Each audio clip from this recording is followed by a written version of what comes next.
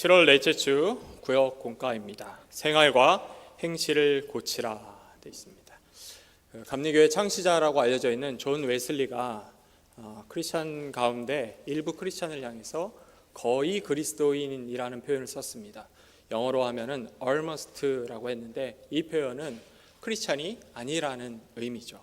예배를 드리고 하나님을 찬양한다고 했지만 존 웨슬리는 그 사람들 가운데는 거의 크리스찬이 될 뻔했지만 크리스찬이 되지 못한 사람들이 있다라고 합니다.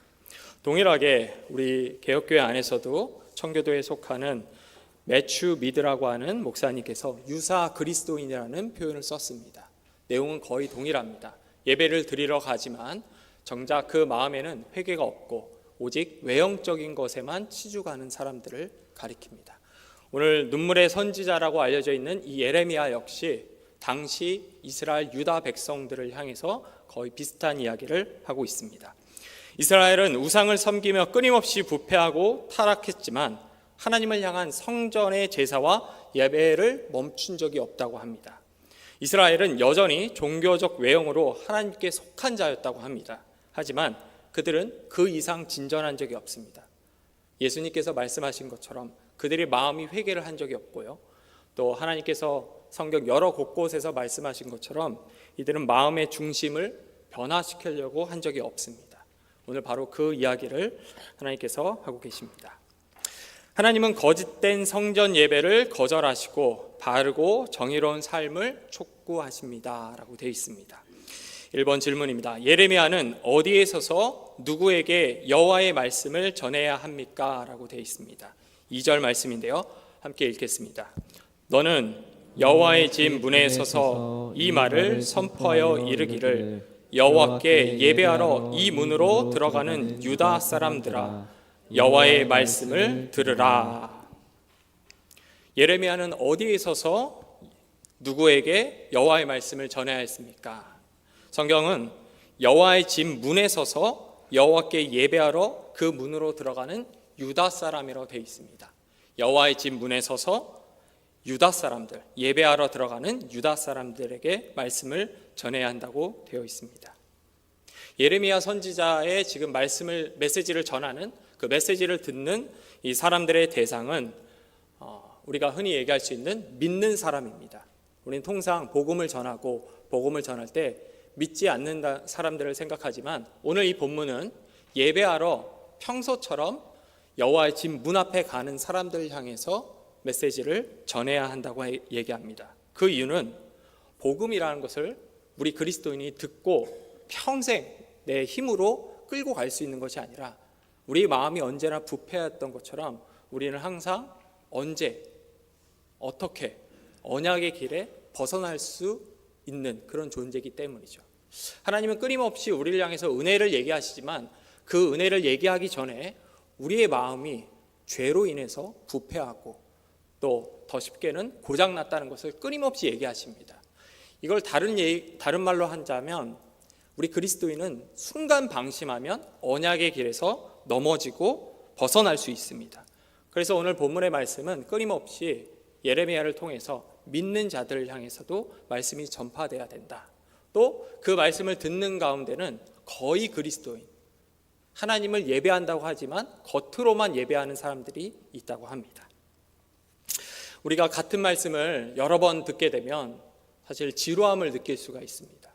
또 건태감을 느끼기도 하고 그럴 때는 새로운 말씀이 없나, 또 어떤 재미나게 설교할 수 있는 사람이 없나 이렇게 생각할 수도 있지만 하나님은 끊임없이 이렇게 얘기하십니다. 그게 완전히 틀린 건 아니지만 너의 마음을 먼저 점검하라는 것입니다.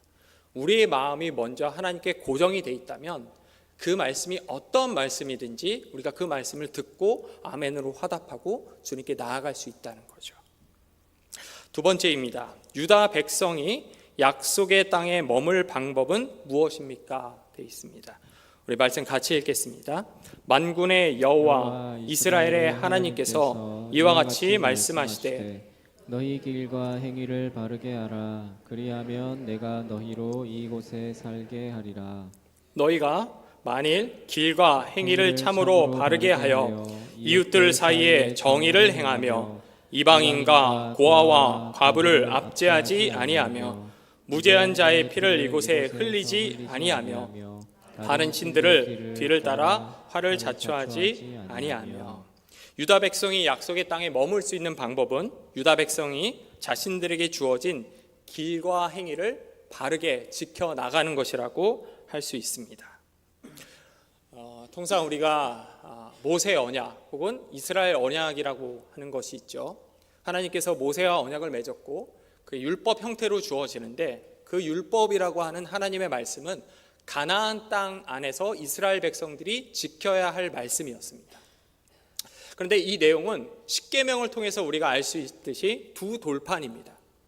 하나는 하나님을 향한 것이고 다른 하나는 이웃을 향한 것입니다.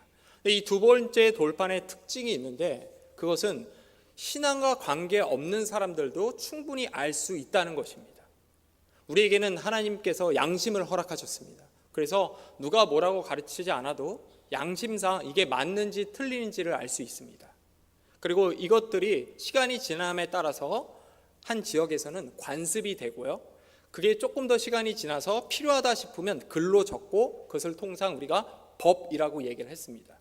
근데 이 법은 십계명의 두 번째 돌판과 거의 같습니다. 예를 들어서 고대 근동에 함무라비 법전이라는 것이 있습니다. 눈에는 눈, 이에는 이. 하나님께서 우리에게 십계명을 주실 때 그 십계명의 원리는 눈에는 눈, 이에는 이와 같습니다. 너희가 이걸 지키면 살고 지키지 못하면 죽으리라라는 거였죠. 특별히 우리가 이스라엘 백성들이 가나안 땅, 약속의 땅에서 지켜야 했던 말씀 가운데 하나님께서 레위기 18장과 20장 같은 경우에는 이렇게 얘기하십니다. 이 이방인들이 약속의 땅에서 쫓겨난 이유는 첫 번째는 하나님이 구속사에서 이 땅을 이스라엘 백성들에게 주기 위한 것이었지만, 일반적으로는 그 가나안 땅에 머물렀던 족속들이 방금 우리가 읽었던 이웃들에게 정의를 행하지 않았고 이방인과 고아를 압제하고 무죄한 자를 피 흘렸을 뿐만 아니라 수많은 성범죄들을 저질렀다, 이렇게 얘기하십니다. 그러면서 하시는 말씀이 이스라엘 너희들도 만약 정의와 공의를 행하지 않으면 이 땅에서 토해냄을 당한다, 추방시킬 것이다 라고 얘기를 합니다. 정리를 하면 이렇게 되죠. 하나님께서 율법을 주셨습니다. 거룩한 말씀이고 거룩한 말씀에 따라서 살아야 한다는 의무를 이스라엘 백성들이 은혜로 받았습니다. 그걸 가나안 땅이라고 하는 약속의 땅에서 이스라엘 백성들은 끊임없이 지켜나가야만 했습니다. 그런데 오늘 성경 본문은 이렇게 얘기합니다. 이스라엘 백성들은 길과 행위를 바르게 하지 않았고 이웃들 사이에서 정의를 어겼고 이방인과 고아와 과부를 압제했고 죄가 없는 사람들의 그 피를 흘리게 만들었다고 이야기를 하고 있습니다. 우리 3번 질문 보겠습니다. 하나님이 믿지 말라고 경고하시는 거짓말은 무엇입니까? 라고 되어 있습니다. 우리 4절 말씀인데요. 너희는 이것이 여호와의 성전이라 여호와의 성전이라 여호와의 성전이라 하는 거짓말을 믿지 말라라고 하셨습니다. 하나님이 믿지 말라고 한 그 경고의 말씀, 그 거짓말이 무엇입니까? 라고 하는 질문에 대해서 성경 말씀은 반복해서 여호와의 성전이다, 이것이 여호와의 성전이다, 이것이 여호와의 성전이다 라고 이야기를 합니다. 하지만 그것이 진심에서 우러나오는 거 말이 아니라 거짓말이라고 한 것이죠. 원래 인간은 본래 눈에 보이는 것을 쫓아 행하는 그런 습성이 있습니다. 우리가 아담과 하와의 나왔던 그 말씀에 보다시피 분명히 아담은 하나님으로부터 약속의 하나님의 메시지를 받았지만 마귀의 유혹에 넘어갔는데, 유혹에 넘어가기 전에 그는 분명히 눈에 보기에 탐스러운, 보기에 좋은 것을 보고 넘어갔습니다. 이처럼 인간은 원래 약속의 말씀이 주어졌어도 외형적인 것에 쉽게 넘어집니다. 처음에 이야기했던 것처럼 우리는 언약 백성이 되었지만 우리의 이 고장나고 망가지고 깨진 이 세상 속에서 우리가 어떻게 스스로 할 수 없기 때문에 틈만 나면 언약의 길에서 벗어나려고 합니다. 마찬가지로 여호와의 성전이다라고 하지만 사실 그것이 여호와의 성전이라고 말할 수 없다라고 하는 것이 이 질문이고 답이었습니다. 예수님 시대에 우리가 잘 알고 있는 분봉왕 헤롯이 있었습니다. 이 분봉왕 헤롯은 혈통상 유대인들의 인정을 받지 못했습니다. 그래서 한 가지 방법을 사용하는데 그게 바로 성전을 새롭게 화려하게 보수하는 것이었습니다. 유대인들은 그 헤롯을 보면서 이건 아니다 이렇게 얘기하면 되는데 유대인들은 그것을 보면서 나도 모르게 헤롯을 인정하게 되죠. 왜 그런 일이 펼쳐집니까? 인간이란 우리는 눈에 보이는 것에 쉽게 넘어가고 무너지기 때문입니다. 그래서 이 본문의 말씀은 끊임없이 우리를 향해서 외형적인 것이 아니라 너의 마음을 감찰하고 다시 한번 지켜봐야 된다라고 합니다. 우리 나눔 1번입니다. 하나님은 거룩한 삶을 저버린 이스라엘의 거짓 예배를 경고하시며 이스라엘에게 바른 삶과 정의를 촉구하십니다. 예배의 삶이 분리될 수 없음에도 불구하고 우리가 흔히 예배의 삶이 분리된 자신 혹은 타인의 모습을 보게 되는 이유는 무엇이라고 생각합니까? 라고 되어 있습니다. 두 번째, 하나님은 거짓된 성전 예배를 징벌하겠다고 경고하십니다. 첫 번째 질문인데요. 하나님 앞에 온갖 죄악을 범한 이스라엘이 지닌 어리석은 확신은 무엇입니까? 라고 되어 있습니다. 우리 9절과 10절 말씀 한번 읽어보겠습니다. 너희가 도둑질하며 살인하며 간음하며 거짓 맹세하며 바알에게 분향하며 너희가 알지 못하는 다른 신들을 따르면서 내 이름으로 일컬음을 받는 이 집에 들어와서 내 앞에 서서 말하기를 우리가 구원을 얻었으나 이는 이 모든 가증한 일을 행하려 함이로다. 아멘. 하나님 앞에 온갖 죄악을 범한 이스라엘이 지닌 어리석은 그 확신은 무엇입니까? 하나님 말씀은 이스라엘 자신들이 구원을 얻었다고 하는 착각, 그 착각에서 비롯된 확신이라고 할 수 있습니다. 방금 우리가 읽은 이 말씀 다시 한번 확인할 수 있던 것처럼 이스라엘 백성들은 하나님을 믿는다고 했지만 모세 때에 주어졌던 정의와 공의를 실행하지 않고 있습니다. 하나님을 믿는다고 고백하고 주님께 나왔지만 끊임없이 도둑질하고 살인하고 간음하고 거짓 맹세하고 바알에게 분향을 하고 있습니다. 또 너희가 알지 못하는 다른 신들을 따른다고 이야기를 하고 있죠. 이 이야기는 분명 하나님께서 우리에게 주신 두 돌판의 내용입니다. 너희가 이걸 지켜야 약속의 땅에 머물 수 있다는, 이걸 끊임없이 다른 표현들로 다른 상황 속에서 하지만 기억하게끔 주시는 거죠. 그런데 이스라엘 백성들은 그걸 지킨다고 성전에 나와서 제사를 드렸습니다. 하지만 그들의 마음은 여전히 바뀌지 않고 있었습니다. 이 마지막 9절에 있던 다른 신들 같은 경우에는 오늘날 우리가 추구하는 욕망 같은 것들이라고 할 수 있습니다. 다른 신들, 잘 알지 못하죠.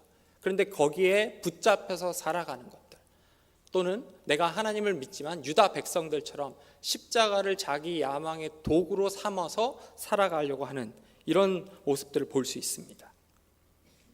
이 사람들은, 유다 백성들은 자신들이 성전에 나와서 예배를 드리고 또 자신들이 혈통상 아브라함의 혈통이기 때문에 결코 망하지 않을 거라고 생각을 했습니다. 우리는 외적으로 완벽하다라는 것이죠. 내 혈통에 아브라함이 있고 하나님께서 아브라함을 선택하고 그 아브라함과 그 가족들 후손들을 모두 축복하였던 것처럼 우리 역시 아브라함의 혈통이기 때문에 하나님께서는 우리를 결코 이방인 손에 넘겨서 망가뜨리지 않을 것이다 라고 믿었습니다. 그러나 하나님은 끊임없이 얘기합니다. 그런 믿음은 진짜가 아니다. 외형적인 것이 아니라 마음을 바꿔야 된다라고 합니다. 2번입니다. 유다 백성은 성전을 무엇으로 전략시켰습니까? 우리 11절 말씀인데요. 한번 같이 읽겠습니다. 내 이름으로 일컬음을 받는 이 집이 너희 눈에는 도둑의 소굴로 보이느냐? 보라, 나 곧 내가 그것을 보았노라. 여호와의 말씀이니라. 아멘. 유다 백성은 성전을 무엇으로 전략시켰습니까? 이 말씀에 대해서 강도의 소굴이라고 이야기할 수 있을 것 같습니다. 우리 신약시대 때 예수님은 유대인들이 성전을 강도의 소굴로 만들었다고 강력하게 질책하셨습니다. 당시 유대인들은 성전의 제사를 빙자해서 성전 안에서 벌어지는 부정한 상행위와 또 그로 인한 부당한 이익을 취하는 종교 지도자들에 대한 책망이 있었습니다. 결국 성전의 타락이라고 하는 것은 하나님께 영광을 돌려야 할 인간이, 우리 사람 인간이 하나님을 이익의 도구로 혹은 자기 야망의 도구로 삼는 데서 비롯되었다고 할 수 있습니다. 이러한 사람들은 성전의 거룩함을 자신의 가면으로 사용하고요, 또 가증한 자기 탐욕의 민낯을 감추는 데 사용하고, 또 이런 부분들에 있어서 매우 능숙합니다.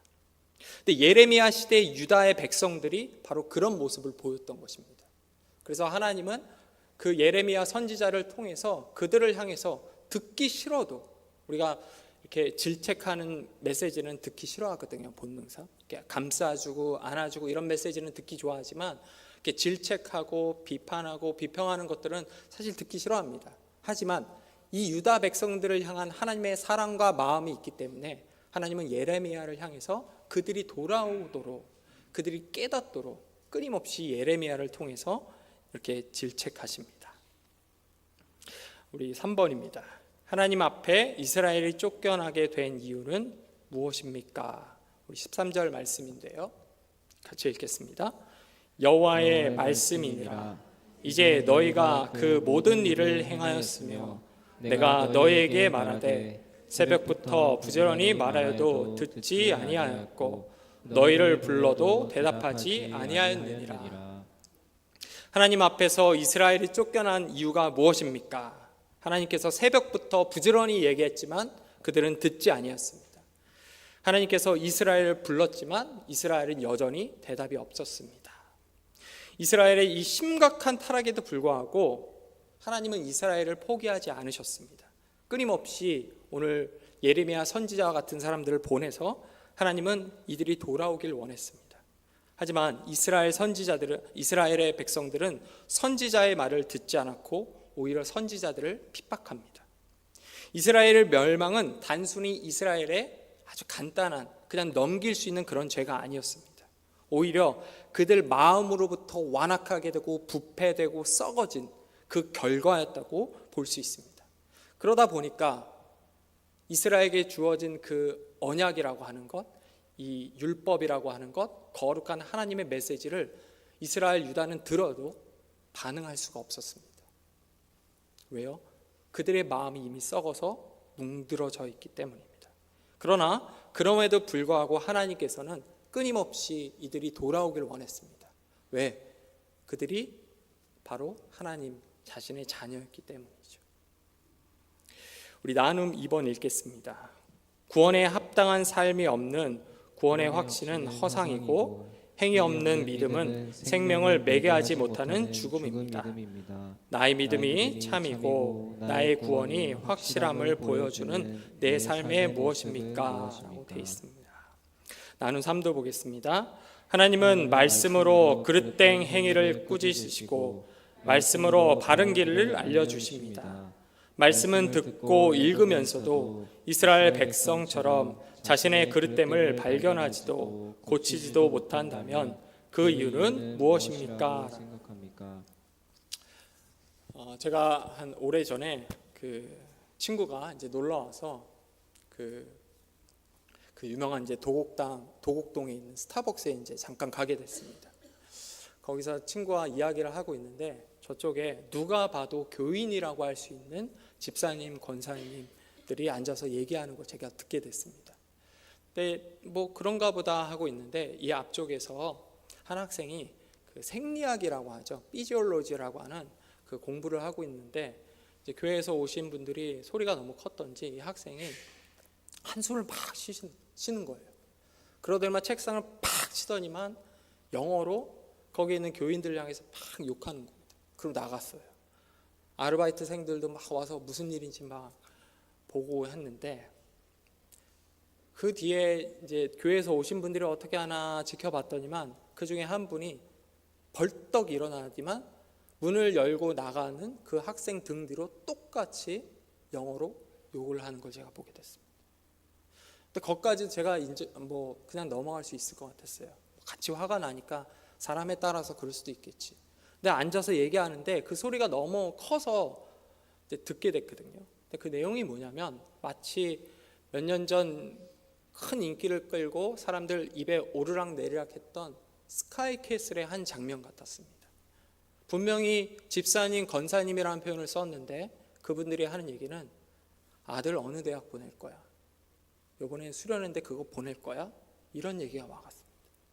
제가 그걸 보면서 제가 교육자이기 때문에 한편으로 부끄러웠고 참 마음을 하나님께 드린다는 게 참 어렵구나 그런 생각을 하게 됐습니다. 또 당시에 제가 담당하고 있던 교회 성도들도 이럴까? 그럼 나는 어떻게 해야 되지? 그런 생각이 스쳐 지나갔었습니다. 오늘 본문의 말씀은 바로 그런 이야기를 합니다. 사람은 외모를 보지만 하나님은 마음의 중심을 보신다고 하셨습니다. 예레미야를 통해서 하나님은 외적으로는 문제가 없을지 모르지만 그 마음이 여전히 하나님을 향하지 않았고 외적으로는 하나님께 제사를 드리고 하나님께 매달릴지를 모르지만 실제로 자신들의 문 앞에서는 자신들의 머리와 자신들의 노력으로 그 문제들을 해결하려고 했던 그들을 하나님께서는 보여주시고 하나님은 그들이 변화되고 돌아올 수 있도록 끊임없이 이야기를 하십니다. 말씀을 정리하겠습니다. 예레미야 시대 이 메시지는 처음 이야기했던 것처럼 어쩌면 거의 그리스도인이 될 사람들 혹은 지금 이 자리에서 예수님을 믿고 하나님을 믿는다고 하지만 외적으로만 성숙하고 내적으로는 성장 안 된 사람들 향해 전하고 있습니다. 비판의 메시지고 들으면 마음이 아플 수 있지만 하나님은 이런 방식을 통해서 우리를 다시 회복시키길 원하십니다. 아멘. 잠깐 기도하겠습니다.